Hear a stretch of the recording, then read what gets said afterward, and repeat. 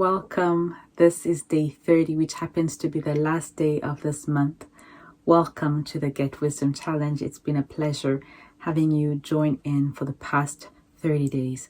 Before I get to the verse that stood out for me in Proverbs 30, I just wanted to encourage you. We're about to start a new month. Why don't you continue this challenge?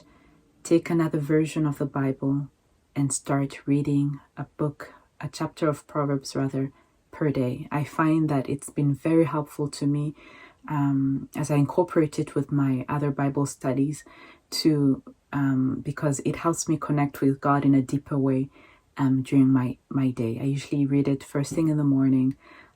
Before I do anything else, I like to start off the day with reading the book of Proverbs, and I find that it has been such a blessing to me. So I would encourage you, if you're able to, add reading the book of Proverbs, one chapter a day. Add it to your day. It could be at lunchtime, it could be in the evening, or before you go to bed.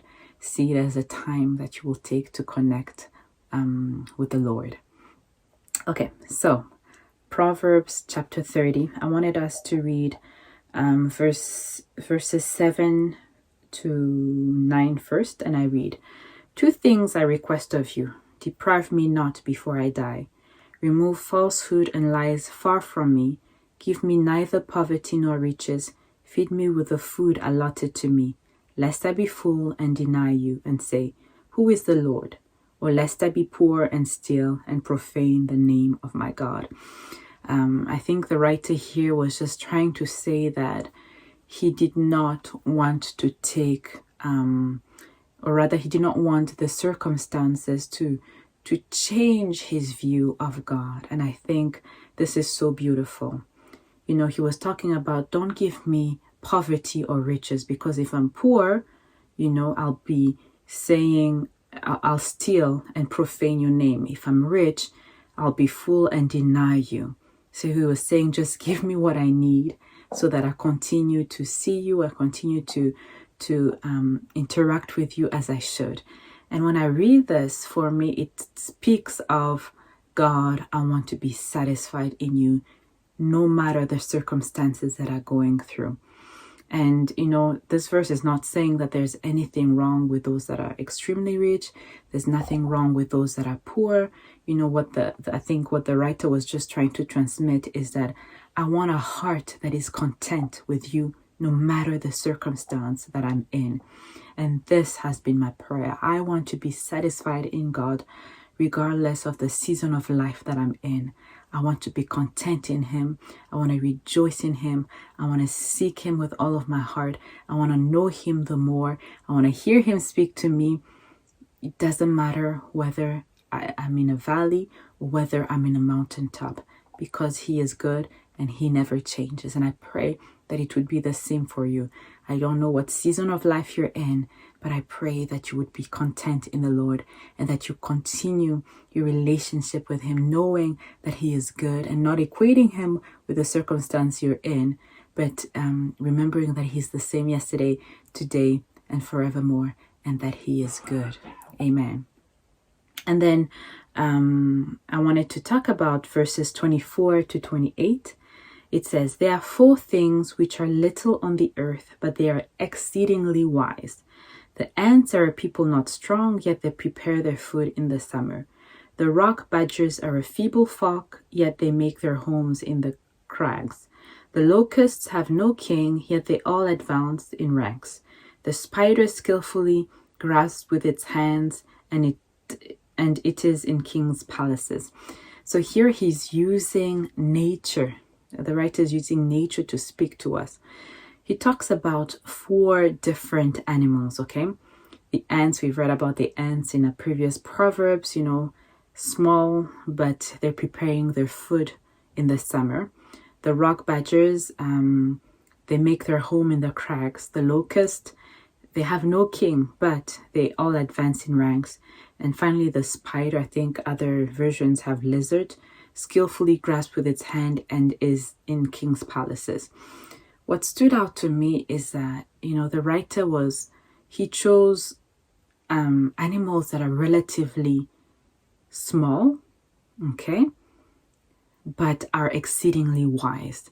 So the first thing that stood out to me is that your size, the way you view yourself, you might find that you're small, you might find that you're not capable, you might find that you have lack. But look at how these small, animals, they are exceedingly wise.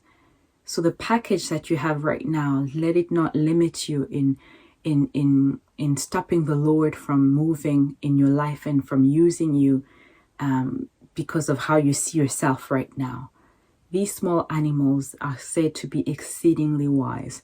And it was encouraging for me that, as small as I used to view myself, that I can be exceedingly wise. I can have impact. I can be so wise that I'm planning for the future. I can be so wise that I build things in impossible places. I can be so wise that I work as a team. I advance with other people in ranks. I can be so wise that, I am found in king's palaces, that, the wisdom that God has given me is able to take me in places that otherwise I would have never gone. And it's a beautiful reminder that wisdom doesn't it doesn't rely on the package of the person. You can be considered small in the eyes of this world, but with wisdom you can do exceedingly great things. And I think, as we're approaching, today is the last day of the month, let it be a reminder that with wisdom there's so much that we can achieve. We can do great things. It can change our lives, our present and our future. It can take us places that we never thought possible. And regardless of the package that we are, whether we see ourselves as small or even very tiny. So this was a great encouragement for me. And those are the two kind of thoughts that stood out for me in Proverbs chapter 30. So thank you for having joined in this Get Wisdom Challenge. It was a pleasure to have you.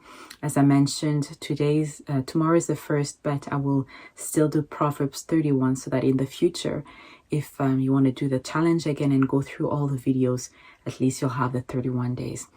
So for those that I'm seeing tomorrow, and for all of you, you are so blessed. And I pray that as we have done this, that every single thing that we got, every revelation that we got, every instruction that we got, that it will not be something that flies away, but that we will see our lives as having been impacted, and that we will continue in obedience to the Master of the universe. So we will see each other tomorrow. You are blessed.